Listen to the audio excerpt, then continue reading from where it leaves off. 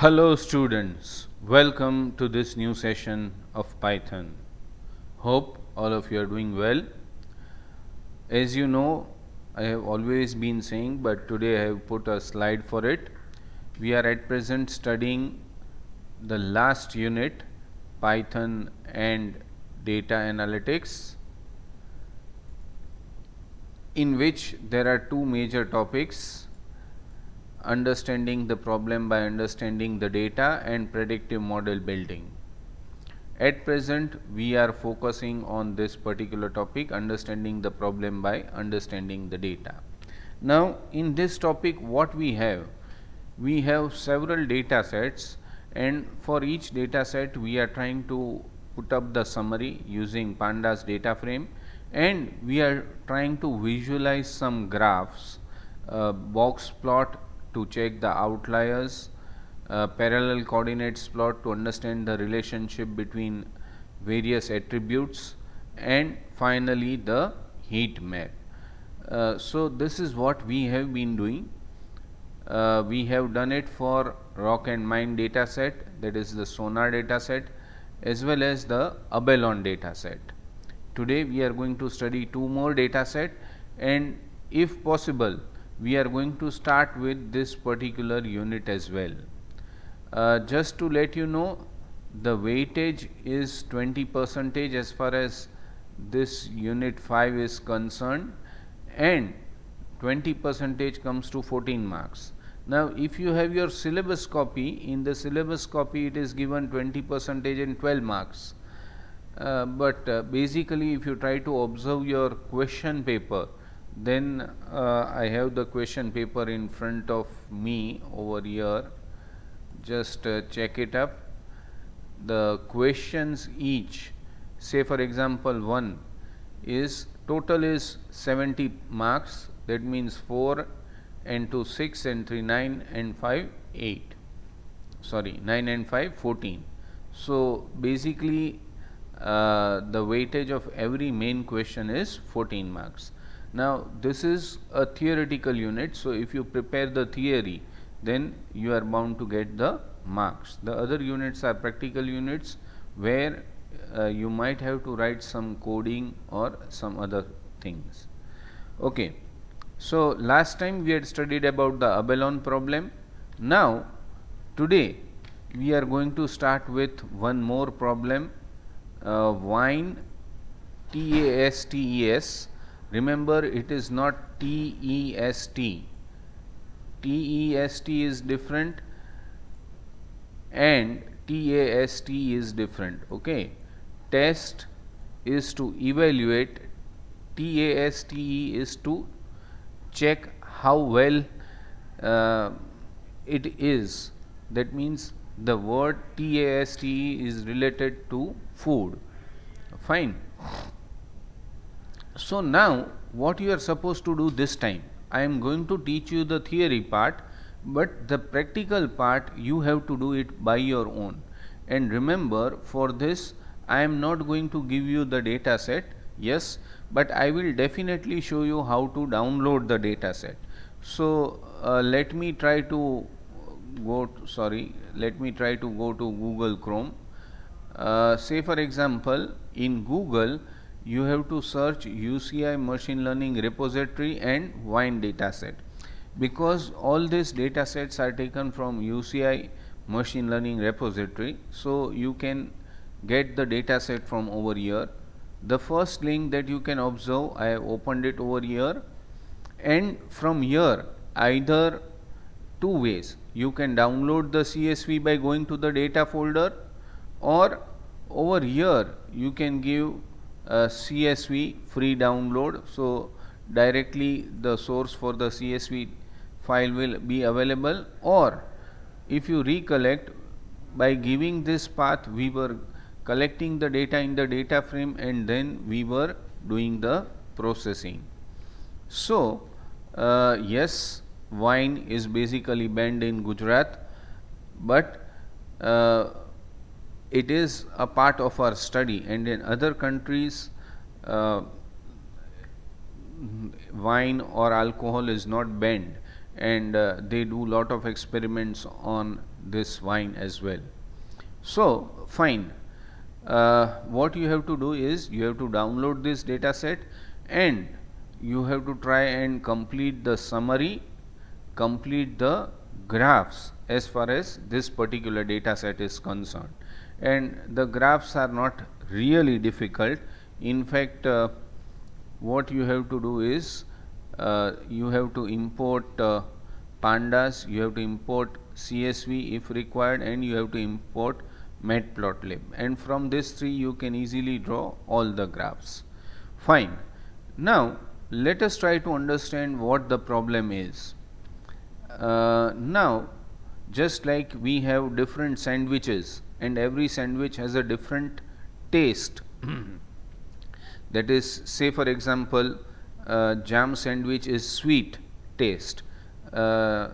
Maybe if you go for a cheese chutney sandwich, then it is little bit spicy in taste. So here we are referring to that taste, and what we want, we have number of different wines.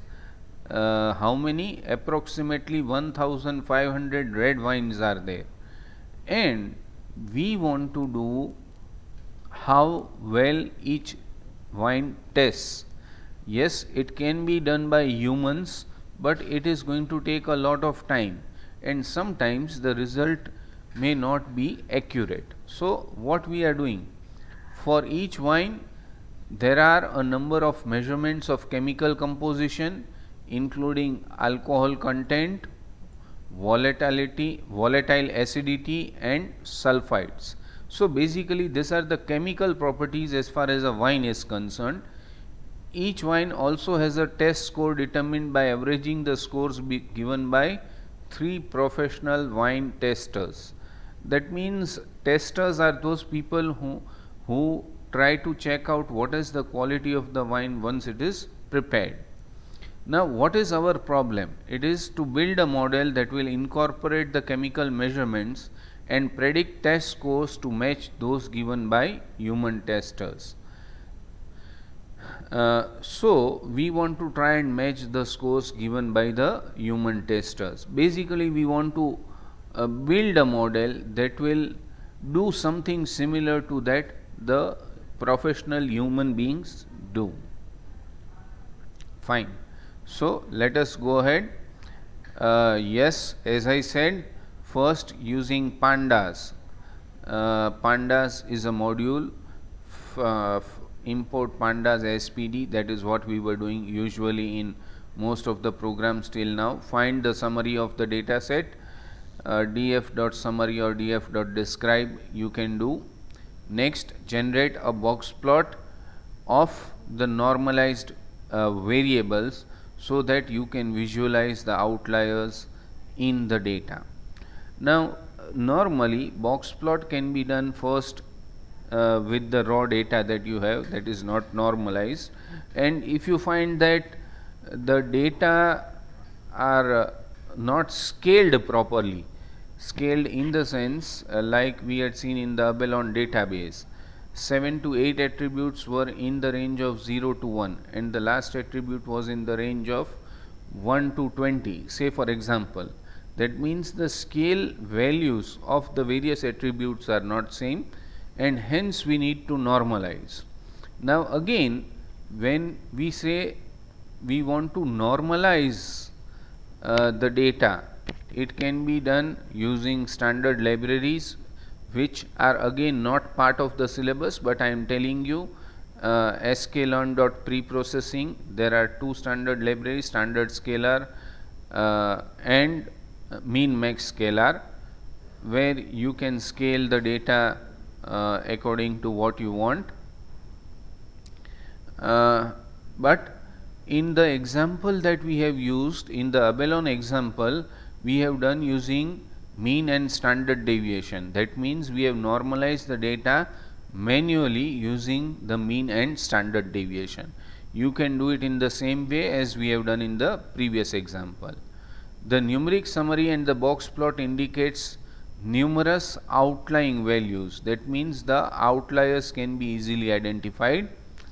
When analyzing performance of trained models, these outlying examples will be one place to look to understand the source of errors in our model. In the sense, the number of outliers play a significant role as far as any prediction model is concerned. The better the less the number of outliers, the better the prediction can be. But there are number of ways in which we can compensate for the outliers. This is example of box plot for normalized wine data set. This is what you have to draw. Now I had shown you the coding for the box plot in the Abelon and in the Rock and Mine data set. You have to do it. You have to download the data for the wine data set that I already showed you from the UCI machine learning repository. Just have a look over here. From here you can either select the path and download the data set in a data frame, or you can download the CSV and make use of the CSV to extract the into a data frame and use it later on. So, if you try to observe, compared to the previous examples, there are lot of outliers over here, and definitely these outliers can cause incorrect predictions. So, what to do? Yes, number of things can be done, but at the same time, now after observing the box plot, try to observe the parallel coordinate plot. Two portions which you need to observe, the dark red portion over here and dark blue portion over here little bit. What it indicates that yes, there may be a good correlation between the attributes that are there nearby, but otherwise if you try to observe the real good correlation does not exist. That is what we can conclude. But again, this graph alone is not good enough. We have to look at the heat map as well. But let us just try to go through some of the points. The plot of the normalized wine data gives a better simultaneous view of correlation with the targets along all coordinate directions. Basically, some of the, say for example, from third attribute to fourth attribute, it is going up for most of them. Say for example, this particular portion, but then this particular portion it is coming down. So the conclusions are little bit difficult as far as finding the correlation between two attributes is concerned. Yes, I told you about the far right, the dark blue lines, and the far left, the dark red lines. Yes, they are correlated attributes. So somewhere you find correlation is there, somewhere you find that the correlation between the attributes is not there. This is the heat map. Again, you know how to draw the heat map. Heat map between the attributes and itself is always a strong correlation or perfect positive correlation. But if you find somewhere over here between third attribute and between yes, third attribute over here, sorry, this is fourth attribute over here, then there is a good correlation. Similarly over here or over here, we find that the correlation between the nearby attributes is good, but when we talk about the far about attributes, then it may not be that good. Again, using matplotlib, and you can, I mean, this plot you can do it in multiple ways, but we have drawn it. So this again you have to draw it by yourself. Hot colors correspond to high levels, the opposite of the color scale used in parallel coordinates plot. Now this color thing is little bit comparative, and it may not be same as far as when you plot the graph it may be concerned. So you have to consider the colors as per the graph. Something about the heat map. The wine data shows relatively high correlation between test, the last column, and alcohol, and very low levels of correlation with negative sign for several other attributes, including first one, volatile acidity. Now once you download the data set, you will come to know which attribute is for what. Now over here what you can do is you can also read the data set description. Here also the data set description is given, and you will come to know what is the information about every attribute. So basically then you will be able to conclude that which attributes are having high correlation, which attributes are uncorrelated. Okay. So again that is all for the wine data set. Remember, I have not put up the graphs for this, because for this particular problem you are supposed to download the data set from the UCI machine learning repository, and you can refer to the first example of rock and mine data set, how to put up the path making use of URL lib.request, and try to get the data in the data frame and put up the things. So 3 graphs: heat map, parallel coordinates plot, and box plot. These are the things that you have to try by your own. Now we move to something else. You know, a binary classification problem where the categorical attribute has 2 values, say for example yes and no, then it's a binary classification problem. Now we are talking about multi-class classification problem.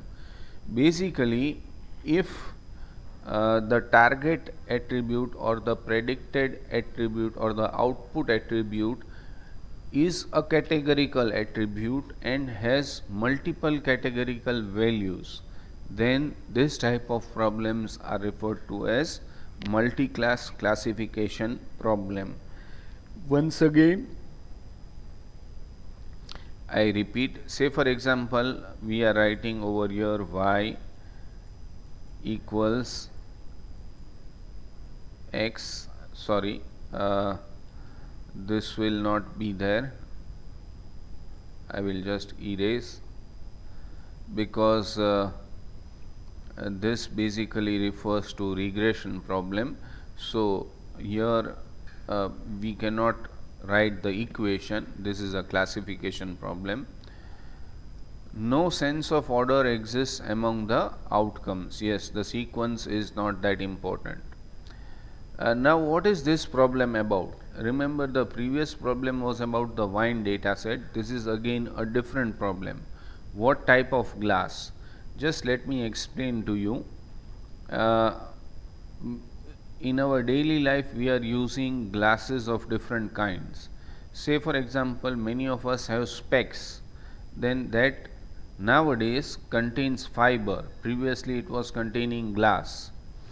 The windows that we have at our home, they have some kind of a glass. The vehicles that we have, say for example a car or a two-wheeler, they have a different kind of glass.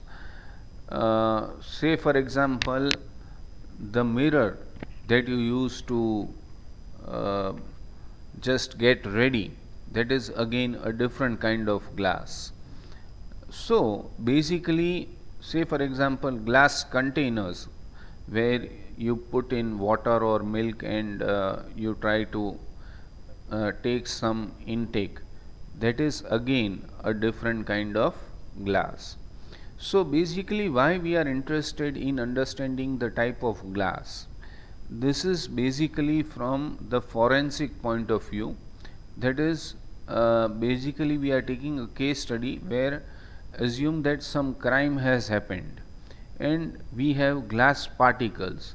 Now from those glass particles we want to identify what type of glass was used and from that source we can try to identify who used that type of glass, for what reason, and probably we want to reach to the source, that means the origin of the problem. Yes, and we are looking at chemical composition. The objective of the problem is to determine the use for the glass, for what it was used. This I already explained that it can be used for different things. Yes, we are dealing with forensic science. That means when some crime has happened, and to solve that crime, we do some scientific study. That is what is referred to as forensics. At the scene of the accident or crime, there are fragments of glass, and determining their origin can help to determine who is at fault or who committed the crime. Yes, again here we are going to use pandas to find summary of the data set. That is as usual what we do. Yes, then next generate the box plot of normalized variables. Yes, over here we are normalizing the variables using standard deviation and mean, so that process will continue. Again, if you observe, there are outliers on both sides. Probably in the previous example there were outliers only on one side. Here we have outliers on two sides. This is the outlier for the glass data. Just what you have to do is, let me show you over here. Here I have given UCI machine learning repository wine dataset. Here you can give glass dataset, and probably here one more link comes up, and if you try to open the glass identification dataset, you can observe the image over here as well. So again from here you can download the CSV, or directly making use of URLlib or maybe other libraries, you can extract the data, store it in a data frame, and then try to carry out the experiments. That means try to draw the box plot. Fine. Now the box plot of the glass data show a remarkable number of outliers. That is what we saw. Now when there is a term known as feature extraction, probably it will come in the next slide or maybe in the next chapter.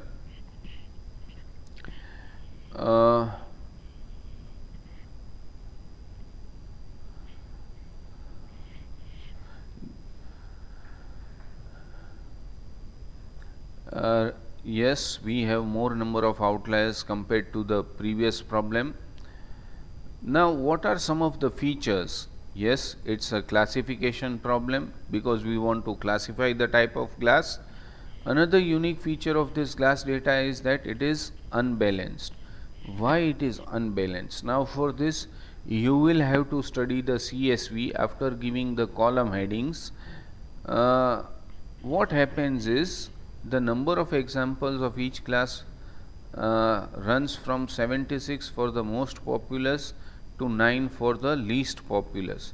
Now what this tries to tell, say for example there are 100 students in the class, then there are 76 students who are getting say 70% or more, and there are only 9 students who are failing. That means the total number of records that we have in our data set, here we can refer to as a sample data set.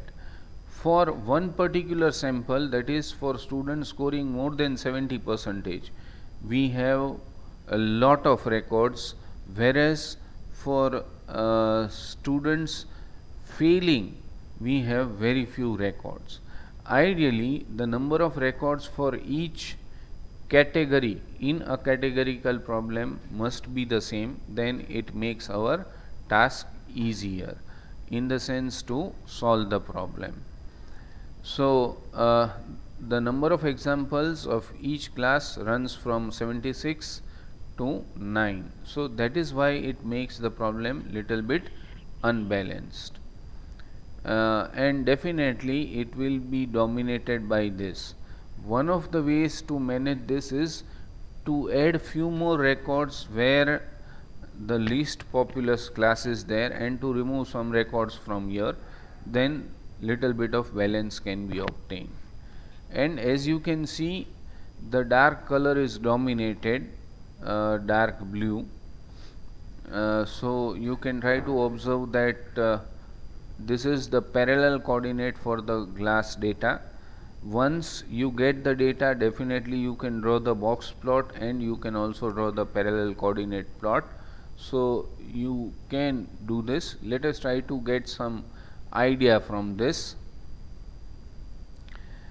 Some of the variables in the plot show fairly distinct path of color. Now how the colors are taken? Using discrete colors for each possible output classification. That means one color is taken for A grade student, one color is taken for B grade student, third color is taken for C grade student, fourth color is taken for failing students. So if you can observe, the dark blue or the purple color is being dominated, that means there are lot more records of this particular type of data. So that is what is mentioned over here. The dark blue lines are at the edges of the data for several attributes. Edges of the data for several attributes, in other words, outliers among those attributes. As you can see, there are a lot of dark blue lines at the edges. Say for example, over here, and so on. Similarly, there are light blue lines also, say for example over here or over here. There are a lot of light blue lines, but at the edges, which indicate that these are outliers. Say if there are some values over here, they are within the range and they are not like outliers. Yes, there are some yellow lines also which are outliers. The middle brown lines also group together but towards the mid range in the value. Now again, this color may be relative based on how and where you are drawing the graph. So this is with reference to the image that is given over here. Yes, in multi-class classification, each class gets its own color.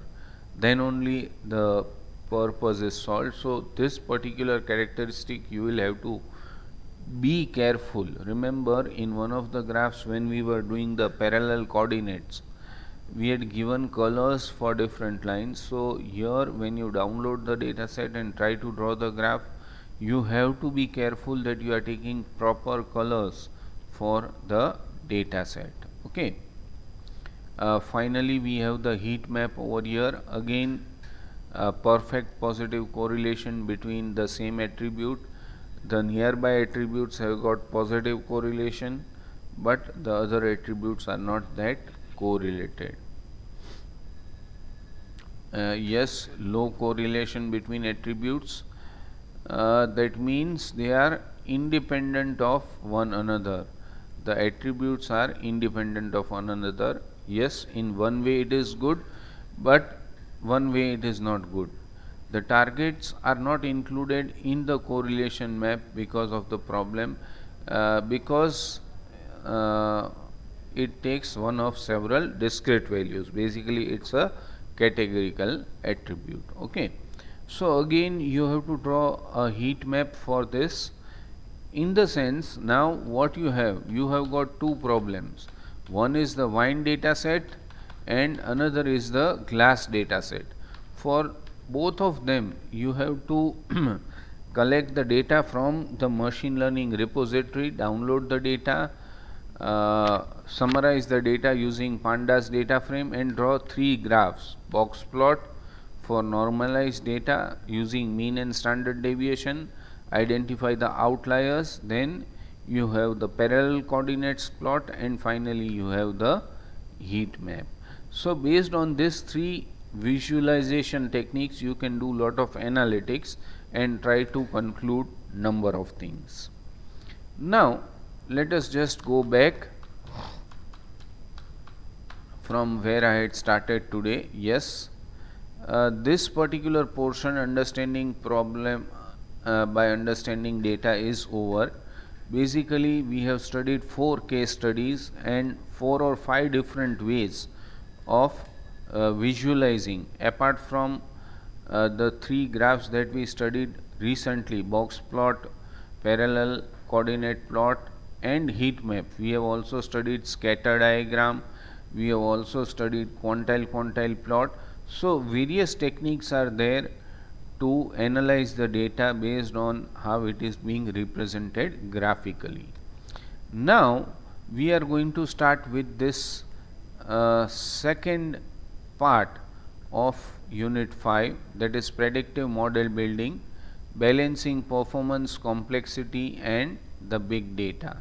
How we can maintain a balance between this, in the sense, as far as machine learning is concerned, the first step for any particular problem is understanding the data.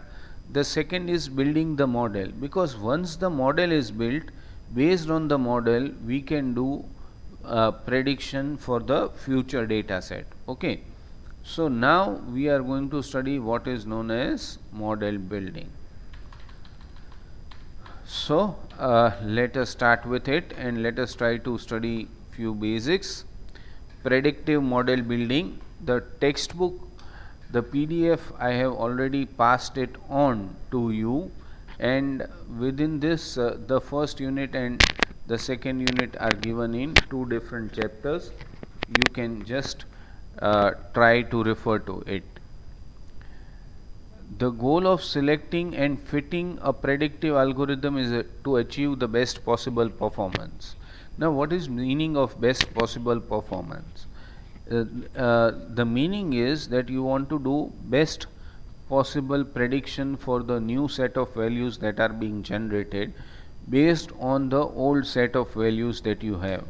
That means based on the history of data that you have, you want to just make sure that you are predicting, you are creating a model that is very good as far as prediction is concerned. Yes. Now we want to achieve good performance. So achieving performance goals involves 3 factors: complexity of the problem, complexity of the algorithm, and the amount and richness of the data available, the quality of the data. If the problem is simple, definitely the algorithm is going to be simple, but most of the times for complex problems you have complex algorithm. The last thing that comes up is the amount and richness of the data available. We talked about missing values, we talked about outliers, and we talked about the balanced or unbalanced problem. That means in a multi-class classification problem, if we have lot of records for one particular class, say for example we have 100 records for student getting A grade, but we have only 5 records for students failing, that is not a balanced problem. So yes, the amount and richness of data available plays an important role. Yes, what is the basic problem? The basic problem is to understand function approximation. What is function approximation? Just let me give you a small idea. Y equals spread of x, or simply you put it as y equals f of x. Definitely I am using a mouse pointer, so it may not be good. Y is equal to function of x. X is the independent variable, y is the dependent variable. So what we want we want to understand function approximation. That means how we can come up with something like y is equal to f of x. Yes, when we write, once again I write over here y equals f of x, then there are two type of variables. Here x can be multiple variables, here generally it will be a single variable, but these variables are known as input variables and these are known as output variables. The predictive problem have two type of variables that are attempting to predict, for example, whether a visitor to a website will click an ad or not. Other variables, for example, the visitors demographics or past behavior on the site, that you can use to make a prediction. That means basically this is input and this is output.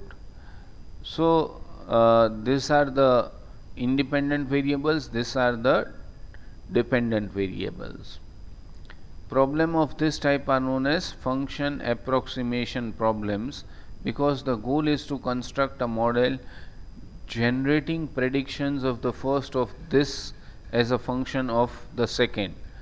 Y is a function of x over here, say for example.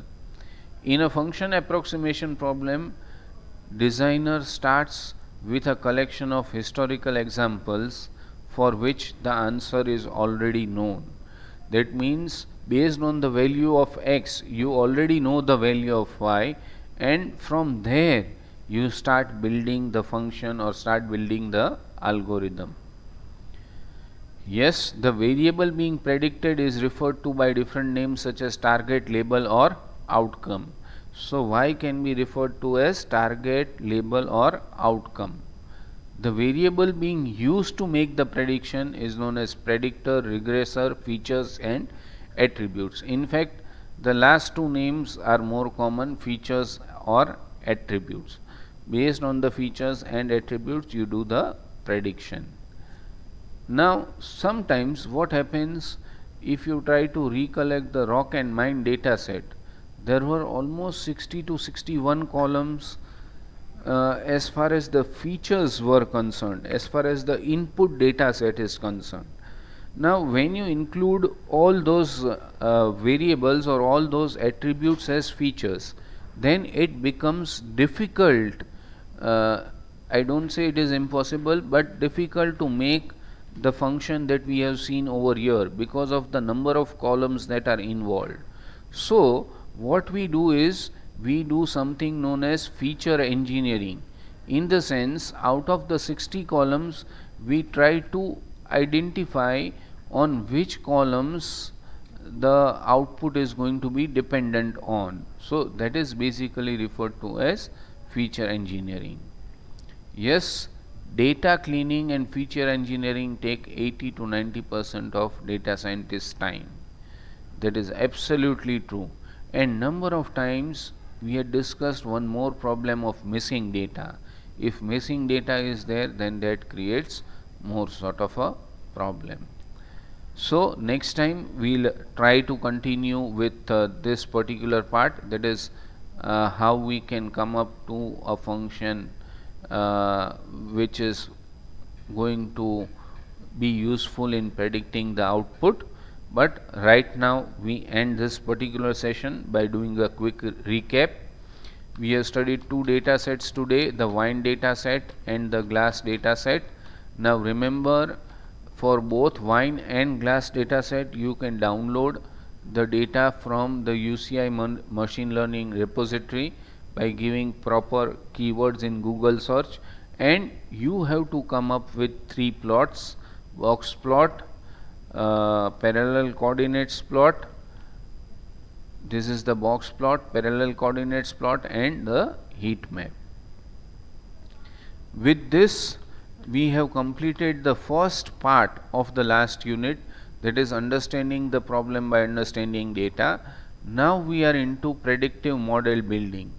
Remember, this is the second step as far as machine learning is concerned. First, after understanding the data, we can build a model. model or a function or an algorithm. Various authors use various terms. Basically, they are used to do some kind of prediction that is based on the input data. So, last in this unit we studied how we can what is the basic problem, understanding function approximation, where we have to think of something as y is equal to f of x. We will discuss more on this particular portion in the next session, and we will try to continue, and here also we are going to take some kind of examples. But for the moment we stop over here. Thank you very much.